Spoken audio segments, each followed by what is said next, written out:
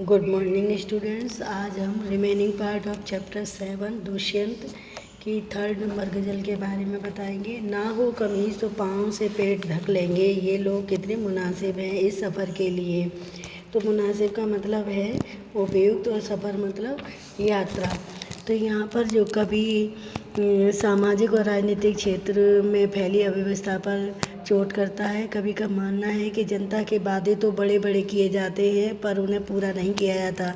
जनता भी आवाज़ उठाने और विद्रोह करने की अपेक्षा चुपचाप अन्याय सहती है। दुष्यंत कुमार जी यहाँ बताना चाहते हैं कि लोगों को यदि उपयुक्त सुविधाएं नहीं मिलती तो वे विरोध किए बिना अभावों में जीना सीख लेते हैं। यदि उन्हें पेट ढकने के लिए कमीज उपलब्ध नहीं हो पाती तो ये भोले भाले लोग अपने पाँव से ही अपने पेट को ढक लेंगे। वास्तव में अव्यवस्था की इस यात्रा के लिए तो ऐसे ही लोग उपयुक्त हैं। मतलब ये है कि अव्यवस्था का साम्राज्य तभी तक चल सकता है जब तक कोई उसके विरुद्ध आवाज़ ना उठाए। यदि लोग राजनीतिक क्षेत्र में फैली अव्यवस्था, भ्रष्टाचार और बुराइयों की ओर आवाज़ बुलंद नहीं करेंगे तब तक उन्हें अभावों में ही जीना पड़ेगा और अव्यवस्था का राज फलता फूलता जाएगा। कवि ने संकेत किया है कि नेताओं के द्वारा जनता की गरीबी हटाने के कितने ही प्रयत्न किए जाते हैं पर सब खोखले सिद्ध होते हैं। जनता अभावों में ही जीना सीख जाती है। तो यहाँ पर कभी अब गज़ल से रिलेटेड कुछ क्वेश्चन पूछते हैं। जनता आवाज़ उठाने का विद्रोह करने की अपेक्षा क्या करती है? तो उत्तर है जनता चुपचाप अन्याय सहती है। किन अभावों में मानव जीना सीख लेता है? तो उत्तर है राजनीतिक सुविधाओं के अभाव में मानव जीना सीख लेता है। अगला प्रश्न है अव्यवस्था का साम्राज्य कब तक चल सकता है? तो उत्तर है जब कोई अव्यवस्था के विरुद्ध आवाज़ ना उठाए तो उसका साम्राज्य चल सकता है। अब जो गज़ल है उसमें निहित काव्य सौंदर्य के बारे में बताते हैं। फर्स्ट पॉइंट में आप लिख सकते हैं कवि ने जहाँ जनता के अभावग्रस्त जीवन को उजागर किया है तो वहीं राजनीतिक क्षेत्र द्वारा किए गए खोखले वायदों की ओर भी संकेत किया है। दूसरे पॉइंट में प्रसाद गुण से युक्त शब्दावली है। तीसरे पॉइंट में लिख सकते हो शांत रस विद्यमान है। और फोर्थ पॉइंट में कमीज, मुनासिब, सफ़र जैसे उर्दू शब्दों का प्रयोग है, ऐसे लिख सकते हो। अगली गज़ल है खुदा नहीं ना सही आदमी का ख्वाब सही, कोई हसीन नज़ारा तो है नज़र के लिए। तो उत्तर है इसका जो गज़ल है इसका हम थोड़ा सा इसके बारे में बताते हैं। कवि ने आज के प्रतिकूल परिस्थितियों के बारे में सभी मानवीय गुणों से संपन्न मानव के सपने की कल्पना की है।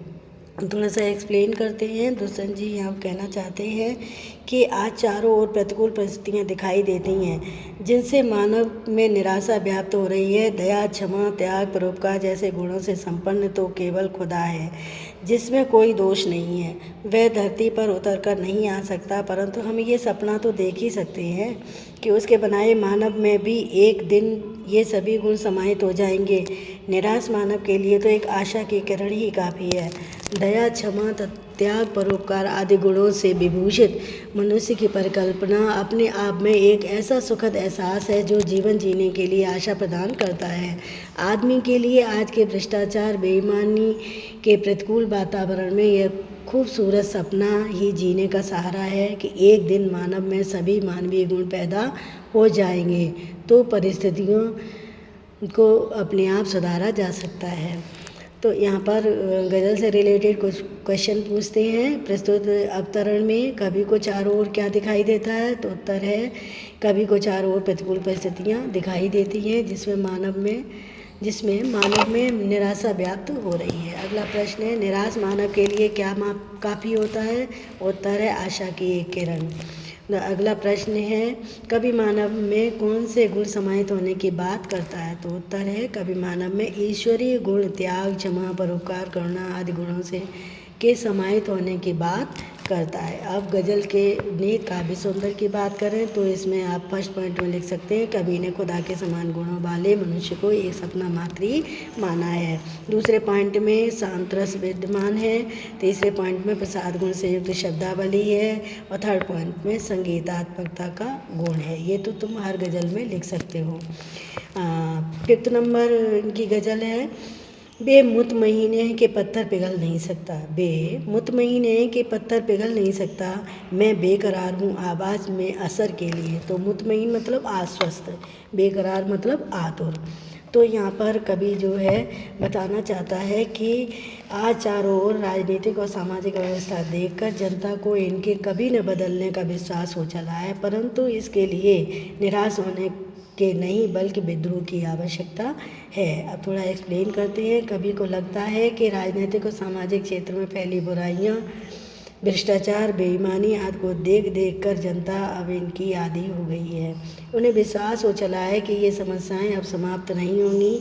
जिस प्रकार पत्थर का पिघलना संभव नहीं है, उसी प्रकार अब परिस्थितियों का बदलना भी संभव नहीं है। कभी यहाँ पर बताना चाहता है कि मैं बेचैन हूँ, परिस्थितियाँ बदल सकती हैं, परंतु शर्त यह है कि आवाज़ में असर तो हो। मतलब ये है कि समस्याओं के समाधान के लिए विद्रोह भरे स्वर की आवश्यकता है, ज़रूरत है। समस्याओं का विरोध कर उन्हें अस्वीकारने की ज़रूरत है, न कि उनके साथ रहकर जीवन जीने की आदत डालने की।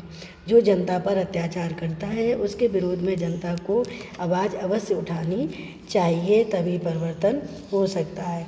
यहाँ पर प्रश्न ये है गज़ल से संबंधित कि कवि के अनुसार जनता किन की आदी हो गई है। तो उत्तर है जनता राजनीतिक और सामाजिक क्षेत्रों में फैली बुराइयों, भ्रष्टाचार, बेईमानी आदि को देखकर उनकी आदी हो गई है। अगला प्रश्न है अपने पर हो रहे अत्याचार के लिए जनता को क्या करना चाहिए। तो उत्तर है विरोध करना चाहिए। अब गज़ल से रिलेटेड काव्य सुंदर की बात करें तो फर्स्ट पॉइंट में लिख सकते हैं कवि जनता से बुराइयों के प्रति विद्रोह भरे स्वर की अपेक्षा रखता है। अगला पॉइंट लिख सकते हैं शांत रस विद्यमान है, और अगला पॉइंट लिख सकते हैं भाषा सहज, स्वाभाविक और प्रभावमयी है। और फोर्थ पॉइंट लिख सकते हैं उर्दू शब्दों की योजना भाषा को सुंदर बनाती है। नेक्स्ट गज़ल हम आपको अगली वीडियो में डालेंगे, तब तक ये आप पढ़िए, सुनिए और इसे तैयार कीजिए, और इसके साथ के प्रश्न जो हैं वो भी आप अपनी कॉपी पे लिखेंगे। Okay, thank you, bye bye.